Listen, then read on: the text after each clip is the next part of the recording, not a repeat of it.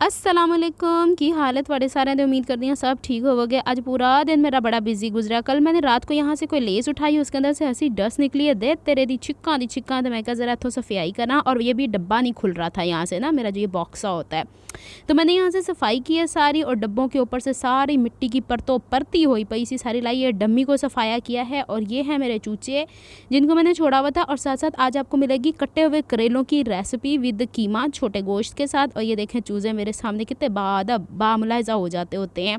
अच्छा, वो करेले इसलिए पकाने पड़ गए थे कि जो पुराने करेलों का तेल बचा हुआ था उसको ज़्यादा देर तक रखेंगे तो उसके अंदर से स्मेल आनी शुरू हो जाती है। तो अनीला जड़ी है ना, वो किसी चीज़ का बेड़ा गर्क होने नहीं देना चाहती इकनॉमिक वे में। आपको पता ऑयल कितना महंगा हो गया हुआ है, और वैसे भी गर्मियों के दिनों में करेले ना खाए जाए तो मज़ा नहीं आता। तो यहाँ पे 1 2 3 4 मुझे आपसे बातें भी करनी है। लास्ट में कुछ बहनों की कमेंट्स ऐसे थे कि जिन्हें मुझे डिटेल से बताना है कि सिलाई के दौरान उन्हें जो प्रॉब्लम्स हैं उसके मैं थोड़े से क्लूज़ दे दूँगी, आइडियाज़ दे दूँगी, ताकि आप लोगों को पता चल जाए कि भाई किस तरीके से चलना है। तो यहाँ पर ना थोड़ी देर के लिए धूप लेकर चूज़े फिर नीचे आ जाते हैं। इसी दौरान में मैं करेले भी पका रही थी। करेले की रेसिपी मैंने सारी एक जगह कर दी हुई है। ये है तोतू, ये रात को ना मेरे दरवाजे पे चढ़ा हुआ था, वहाँ से ये लहराता पड़काता हुआ नीचे गिरा है। इसको थोड़ी सी हल्की फुल्की चोट लगी हुई है। और ये ना इसको आज हमने पूरा दिन खोल दिया। मैंने कहा इसको खोल ही दो, इसने उड़ के कहाँ जाना, उड़ भी जाएगा तो अल्लाह ताला की मखलूक है, जहाँ मर्जी जाए, इसका मतलब क्या कर सकते हैं। अच्छा जी, यहाँ पे अब ये जो दूसरे है ना, ये बड़ा वाला तोतू है, ये अपनी तरफ से कहता है कि मुझे कुछ खाने के लिए दे रहे हो, और वो इसका दूसरा है ये जो बच्चा था ना। अच्छा, एक सिस्टर हैं, उनका कमेंट पढ़ती हूँ, ज़रा मैं कैमरा थोड़ा सा करीब कर लूँ। ये हैं हरप्रीत कौर। हेलो दी, क्या आप पंजाबी रीड कर लेती हैं? मैं पंजाब यानी मैनू तुसी बड़े चंगे लगते हो, तो मैनू इंज लगता क्योंकि मैनू लगता जे कि मैं सैकेंड कॉपी यानी मैं जो ना उनकी सैकेंड कॉपी पाकिस्तान दे विच ते रीड आउट कर लेना तुसी वीडियो दे विच प्लीज़, मैनू पता लग जाए कि तुहानू पंजाबी आंदी कि नहीं आंदी। ते उन्होंने कहा है कि हैप्पी रवो तुसी, तुहाडी फैमिली। वेखो मैं तुहाडा कमेंट स्क्रीनशॉट समेत रीड कर लिया।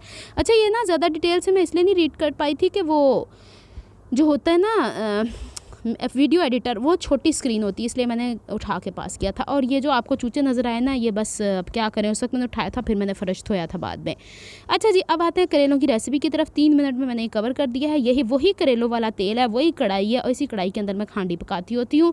इसके अंदर ये प्याज आधा किलो काटें, 1 किलो करेले थे, ठीक है। अब इसमें से तकरीबन एक छोटे प्याज के बराबर प्याज ले लेना है। इसको कड़कड़ाना है, ज़्यादा ब्राउन नहीं करना। प्याज को ज़्यादा ब्राउन करके हम इसकी वो ख़त्म कर देते हैं। लहसुन और अदरक को मैंने कूट लिया हुआ था, जिस तरीके से मैंने आपको पहले बताया। 1 टमाटो, अम्मी इसका छिलका उतार देते होते हैं। कप अंदर पड़ा था, अम्मी ने इसके अंदर ही धनिया काट दिया। अब करेलों को क्या किया था, कल लेके इसके अंदर चीरा लगा के इसके बीज निकाल दिए थे, और छिलकों समेत इसको गोल गोल काट के नमक लगा के धूप में रखवा दिया था। रात को धो के इन्हें मैंने फ्रिज में रख दिया था। ये मैंने अलहदा से कूट लेने इसके बीज। और ये देखिए कि ये करेले जो है ना, ये रात को धो के मैंने छलनी के अंदर डाल के फ्रिज के अंदर रख दिए थे, कोई ख़राब नहीं हुए। इस तरीके से हम सुखा के भी रख सकते हैं, ऑफ सीज़न भी पका सकते हैं, जिन्होंने करेलियां का क्रेज़ होता होगा। अच्छा, यहाँ पे ना प्याज थोड़े से ब्राउन हो गए थे, इसमें लहसुन और अदरक डाल के और कूंडी के अंदर थोड़ा सा पानी डाल दिया था मैंने। कूंडी जिस बोले तो मोटर एंड पिस्टल, इसके अंदर पानी डाल के, ताकि वो बाद में जब पानी की ज़रूरत हो। लेकिन प्याज, लहसुन और अदरक हमेशा ड्राई ही रोस्ट होता है। फिर इसके अंदर थोड़ी सी मैंने लाल मिर्च, हल्दी और नमक डाला था। यहाँ लाल मिर्च, हल्दी और नमक को भी ड्राई रोस्ट ही करना है, जब तक कि मिर्चों का कच्चा पन्ना ख़त्म हो जाए। एक तो इस मोहल्ले के अंदर जो एक ये दंदनाता हुआ कुत्ता है ना, और पड़ोस का कोई और कुत्ता आ जाएगा तो कहेगा कि ये मेरा मोहल्ला तू इत्थे की करन आया है, तो सिर खाण लई माशाअल्लाह ही है। तो बस इस तरह ही किया जा सकता। जिन्होंने पालिया अल्लाह ताला उन्होंने अकल दे, तो जेडे इन्हों छेड़ के जाते हैं ना, वो इन्हों डबल अकल देन। अच्छा, यहाँ पे इसको मैं फ्राई कर रही थी, और जब ये फ्राई हो जाएगा फिर इसके अंदर मैं टमाटो डाल दूँगी। और टमाटो डालते ही वो जो मैंने कूंडी के अंदर थोड़ा सा पानी डाला था उसे मिक्स करके इसमें डाल दूँगी, ताकि ये मसाले आपस में रच बस जाए। अब की दफ़ा मैंने लिया है छोटा कीमा, और अम्मी से मैंने पूछा था कुकर, तो अम्मी कहती थोड़ा सा तो है, वैसे उसको जब तक तुम करेले वरेले भूनोगी ना, जब तक वो इसके अंदर पक जाएगा। और वैसे भी आपको पता कुकर के अंदर वो खड़ा खड़ा मसाला नहीं रहता, वो ऐसा रहता है जैसे एक तरह की क्या बोलते हैं, लई सी बन गई हर जगह लई आ जाती है मेरी उठ के। अच्छा जी, अब इसके अंदर मैंने थोड़ा सा इसको मिक्स करना है, और इसी दौरान जब तक के टमाटो इसके अंदर थोड़े से मिक्स हो जाते हैं, 1 ही हरी मिर्च डाली, वो भी पता नहीं अम्मी की अचार से बची हुई थी जो इसके अंदर।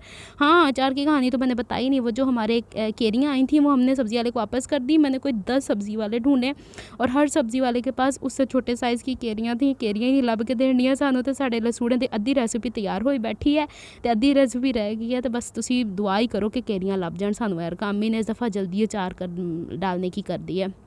अच्छा जी, अब यहाँ पे मैंने ये कीमा डाल दिया है और कीमा को थोड़ा सा इसमें फ्राई करूँगी। अब जो है ना ये वाली कढ़ाई में से मैं इसे ट्रांसफ़र कर दूँगी फ्राइंग पैन के अंदर, थोड़ा सा पानी डाल के।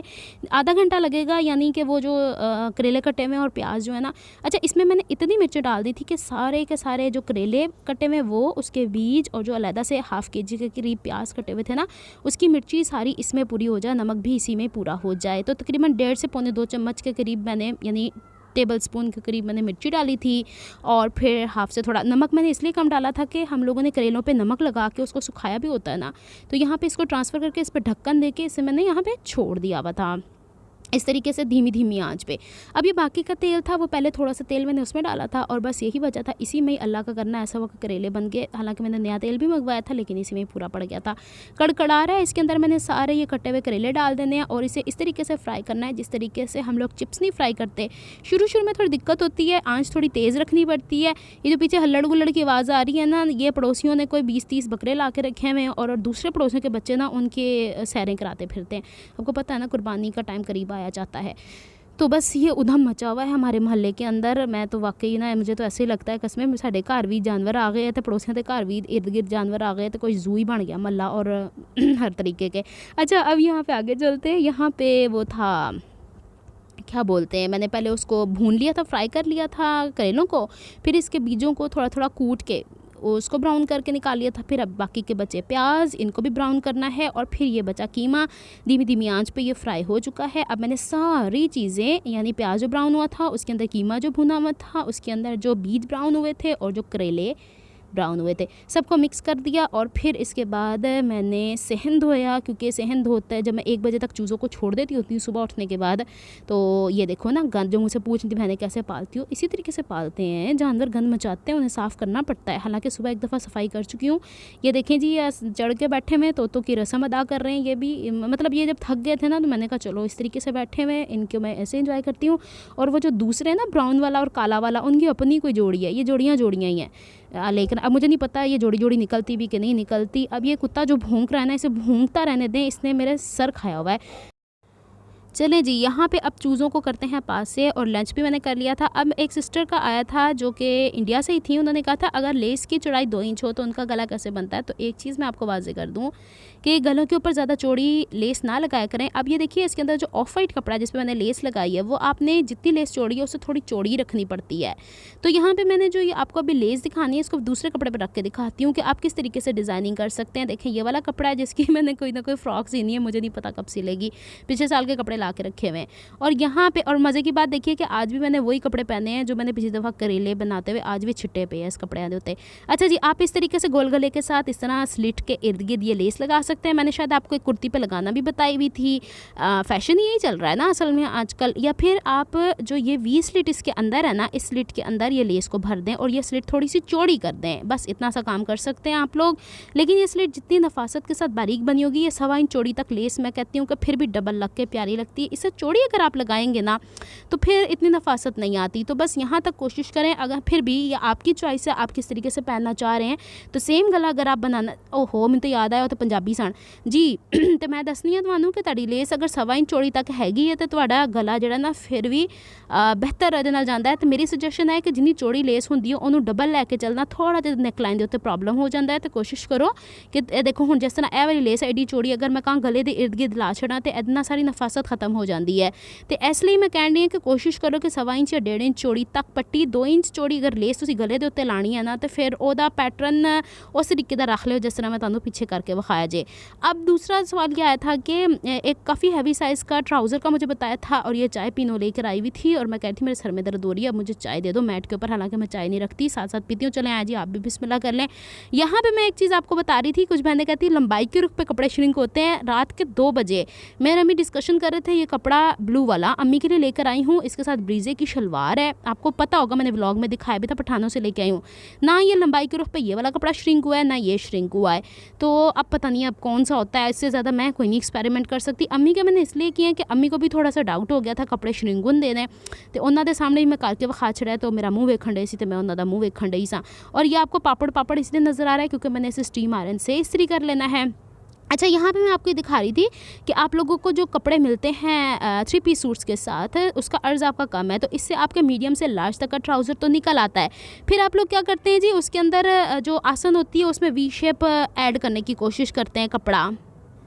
इन सिंपल वर्ड्स वो जो एक तिकोनी सी होती है ना उसको ऐड करते हैं। तो अब यहाँ पे मैं आपको बता रही थी कि अगर हैवी साइज़ है 56 शायद उन्होंने हिप्स बोले थे, तो उसके लिए आप कोशिश क्या करें कि ट्राउज़र्स जो होते हैं ना वो आप लोग बड़े अर्ज़ के कपड़े से बनाया करें, जोड़ के बगैर, क्योंकि जितना हैवी साइज़ है उसके अंदर जितने आप लोग वो छोटी छोटी सी टुकड़ियाँ कपड़ों की डालते हैं ना आसन की साइड पर, उतना वो ट्राउज़र फटता है। तो अगर आप लोग मुझे ये कहेंगे ना कि हर साइज़ के हिसाब से मैं आपको ट्राउज़र की ड्राफ्टिंग करके बताऊँ, ये पॉसिबल नहीं है। मैंने आप लोगों को सिखा दिया हुआ है। मेरा मकसद जो है सिखाने का वो एक लफ्ज़ होता है, एक होती है लकीर के फ़कीर नहीं बनना।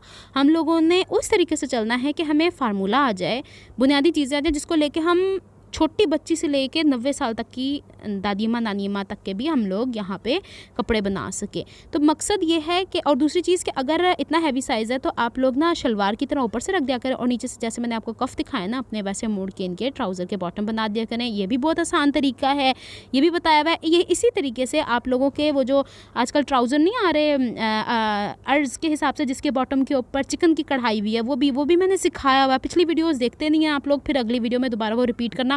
जो मैंने मुस्तकिल मुझे देख रही हैं उनका भी टाइम फिर ना इस तरीके से बहुत ज़्यादा ज़ाया हो जाता है। तो पिछली वीडियोस के अंदर देखें आप लोग, मैंने सारी डिटेल्स बताई हुई हैं, फ़न अपनी जगह पे, लेकिन मैंने हर वीडियो में कोई ना कोई नई बात ऐड की हुई है।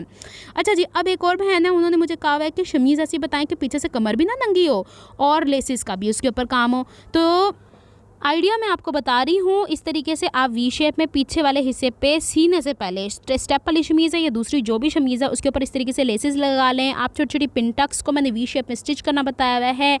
कट करके उसके अंदर लेस इंसर्ट करना चाहती हैं तो लेस इंसर्ट कर लें, या आपकी चॉइस है। अब मुझे बाज़ बहनें कहेंगे ये कौन सा तरीका हुआ, तो जनाब लेस शमीज़ों को भी हम लोग लेसेस लगा के बनाते हैं ताकि ऊपर हम प्लेन कुर्तियाँ पहने तो नीचे से वो झलकती हुई खूबसूरत लगती है। तो ये कुछ की शौक़ होते हैं, तो ये शौक़ उनके लिए मैंने फिर अलग से इसीलिए वीडियो नहीं बनाई है कि उनको पता चल जाए कि हम किस तरीके से इसको डिज़ाइन कर सकते हैं। उम्मीद है आपको समझ आ गई होगी। वी स्लिट नहीं बनाने आप लोगों ने तो आप स्ट्रेट बना लीजिए, लंबी लंबी लंबी लंबी पट्टियों की सूरत में बना लें, पिन टक्स ऐड कर लें, छोटी छोटी प्लीट्स बना लें, ये आप पे डिपेंड करता है। अच्छा जी, अब दिन ब दिन मेरे लिए वॉइस ओवर करना बहुत मुश्किल होता चला जा रहा है क्योंकि इर्द गिर्द शोर इतना बढ़ता जा रहा है। चलिए जनाब, मिलती हूँ मैं नेक्स्ट व्लॉग में। उम्मीद है आपके सवालों को जवाब देने में कामयाब हुई होंगी। कल तक के व्लॉग के लिए या नेक्स्ट व्लॉग तक के लिए रब रखा फ़ी अमान अल्लाह, तेरा अब्दी अमान।